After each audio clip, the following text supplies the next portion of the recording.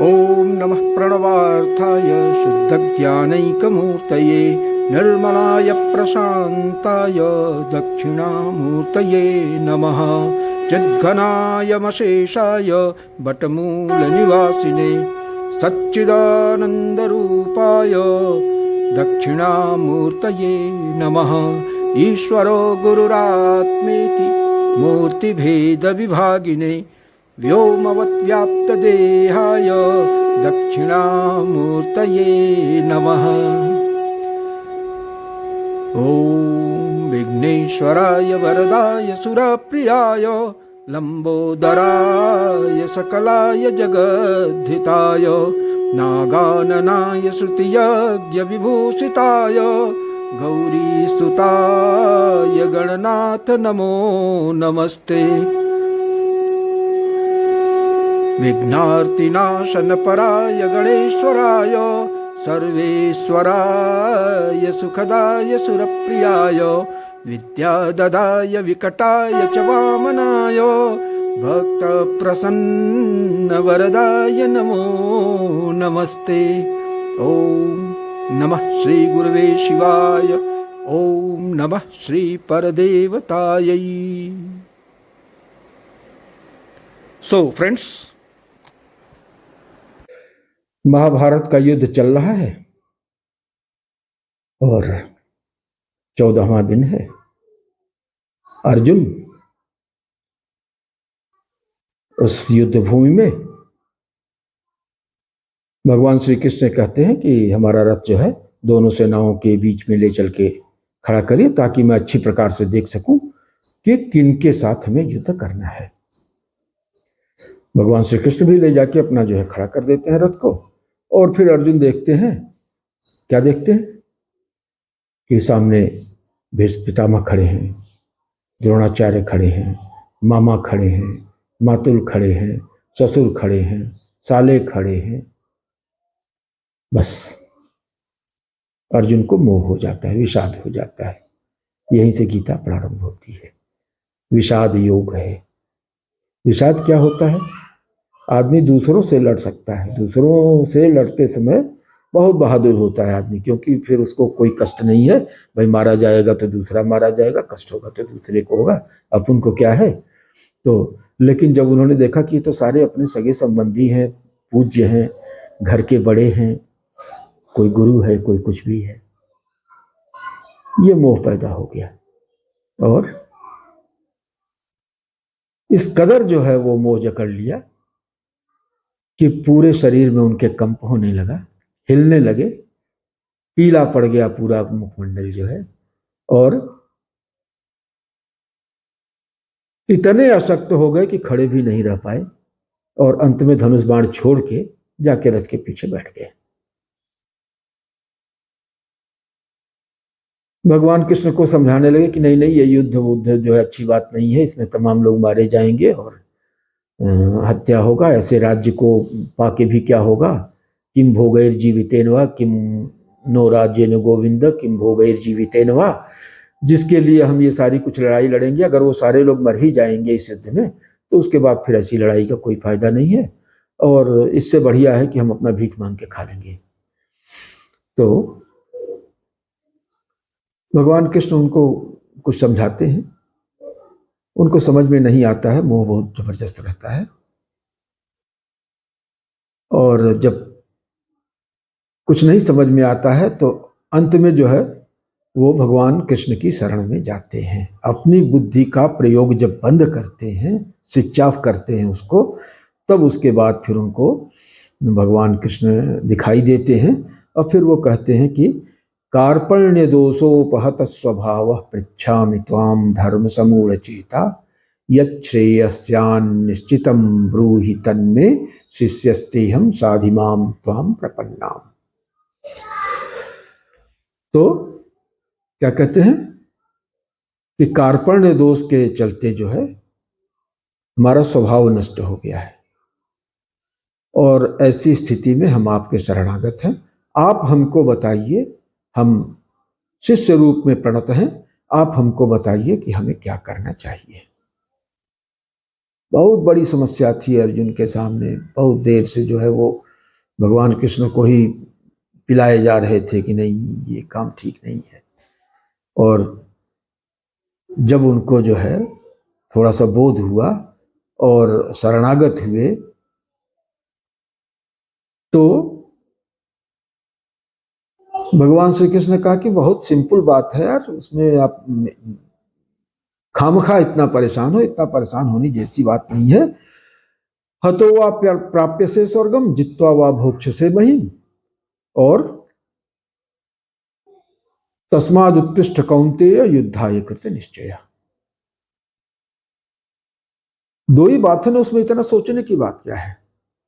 युद्ध में या तो मारे जाओगे या तो जीतोगे, तीसरी कोई संभावना तो है नहीं। तो जीतोगे तो पृथ्वी का राज्य तुम्हारे लिए है, उसका भोग करो, और अगर मारे जाते हो तो धर्म युद्ध है, और धर्म युद्ध लड़ते लड़ते अगर क्षत्रिय प्राण अपने गंवाता है तो स्वर्ग द्वारम अपावृतम, उसके लिए जो है स्वर्ग का द्वार बिल्कुल वाइड ओपन है, कोई एंट्री फीस नहीं है, सीधा आप उसमें प्रवेश पाओगे। तो सवाल यह है कि अर्जुन को तनाव हुआ क्यों? इसी में इसका रहस्य है, जब ये कहते हैं कि कार्पण्य दोषोपहत स्वभाव। स्वभाव क्या है? स्वभाव से च्युत हो जाना ही कार्पण्य दोषोपहत स्वभाव है। स्वभाव में न रहना ही तनाव है। अगर आप स्वभाव में हैं तो तनाव हो नहीं सकता।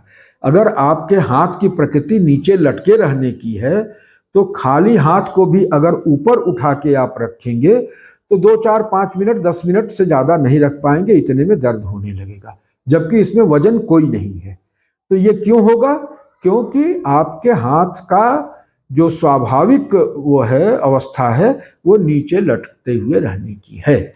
अगर इसको इस स्वाभाविक अवस्था से हटा के आप किसी अस्वाभाविक अवस्था में डाल देंगे तो थोड़ी देर बाद आपको तनाव होने लगेगा। तो आप अपने स्वभाव में रहोगे तो कोई तनाव नहीं होगा।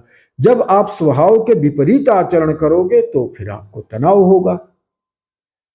तो भगवान ने यही बताया कि तुम अपना स्वभाव क्या है, तुम भाई पहचानो पहले कि तुम हो क्या, तुम्हारा स्वभाव क्या है, तुम्हारा कर्तव्य क्या है।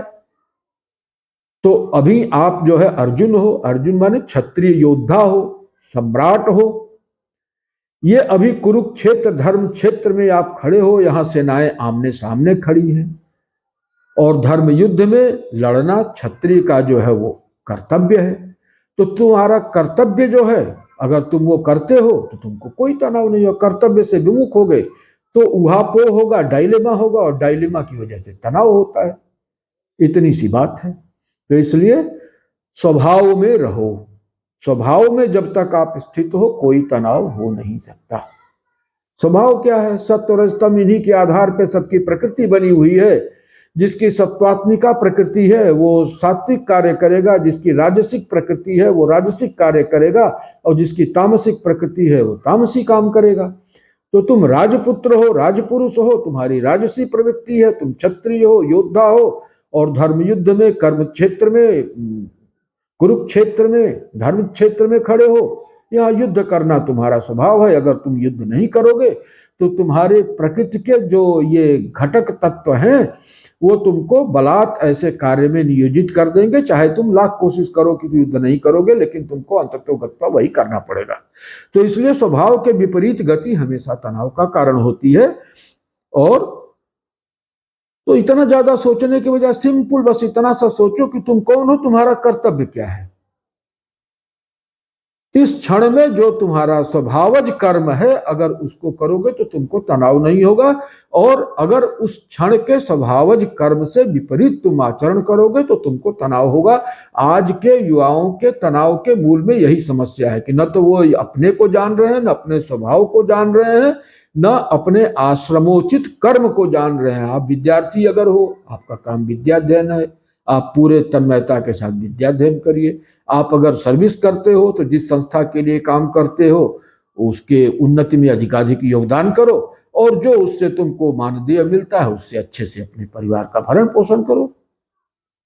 तो जब आप अपने को पहचानोगे, अपने वर्णाश्रमोचित कर्म को पहचानोगे और अपने दायित्वों को पहचानोगे, उनका पालन करोगे, तुमको कोई प्रॉब्लम नहीं हुई। इसीलिए भगवान कृष्ण ने जो है 2 मिनट में उनकी समस्या का समाधान किया कि भाई क्या इतना सोचना है, हतो वा प्राप्य से स्वर्गम जित्वा वा भोक्ष से महिम।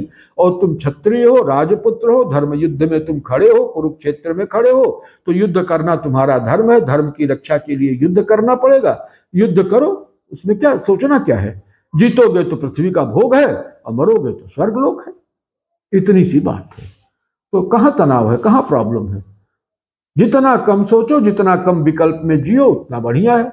सिंपल अपनी ड्यूटी समझो, अपना स्वरूप समझो और तदनुसार कार्य करो, कहीं कोई तनाव नहीं है। इससे हटोगे तो फिर तनाव ही तनाव है। अभी आज वार्ता को यहीं पे जो है विराम दिया जाता है। ओम पूर्णमदः पूर्णमिदं पूर्णात् पूर्णमुदच्यते पूर्णस्य पूर्णमादाय पूर्णमेवावशिष्यते।